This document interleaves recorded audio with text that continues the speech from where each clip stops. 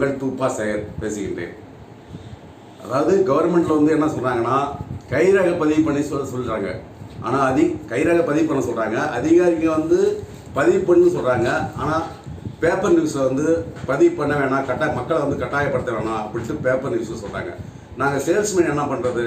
Salesman வந்து ஒரே மன நிம்மதியோட வேலை பார்க்கணும்னா ஒரே நியூஸாக கொடுங்க. பேப்பரில் கொடுக்குற நியூஸும் ஒரே மாதிரி இருக்கணும், அதிகாரி சொல்கிற நியூஸும் ஒரே மாதிரி இருந்தால் பரவாயில்ல. இது வந்து விவரமாக கருத்து வேறுபாட்டில் இருக்குது. அதிகாரி வந்து வாங்குகிறாங்க, பேப்பர் நியூஸில் வந்து மக்களை கட்டாயப்படுத்தக்கூடாதுன்னு சொல்கிறாங்க. அப்படி நாங்கள் எப்படி தான் நாங்கள் வந்து வேலை பார்க்கறது? எங்களுக்கு ஒன்றும் புரியல.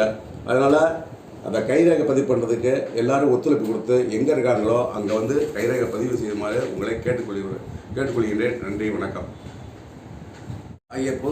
ஆகவே நான் எங்களுடைய சூழ்நிலை சொல்கிறேன், பொதுமக்களுடைய சூழ்நிலையை அறிந்து நீங்கள் வந்து புரிஞ்சுங்க.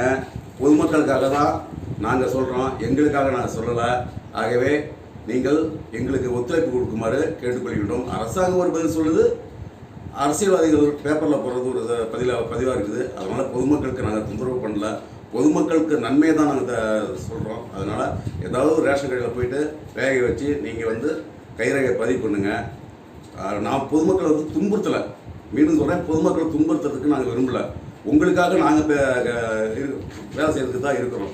அதனால் நீங்கள் நல்ல முறையில் செயல்படுத்துமாறு உங்களை கேட்டுக்கொள்வதுடன் அனைத்து ரேஷன் கடை பணியாளர்கள் அனைவருக்கும் ஒரு அன்பான வேண்டுகோள்.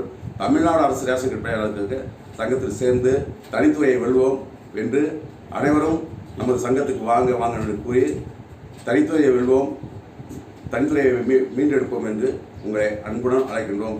நன்றி, வணக்கம். தூப்பா சேகர்.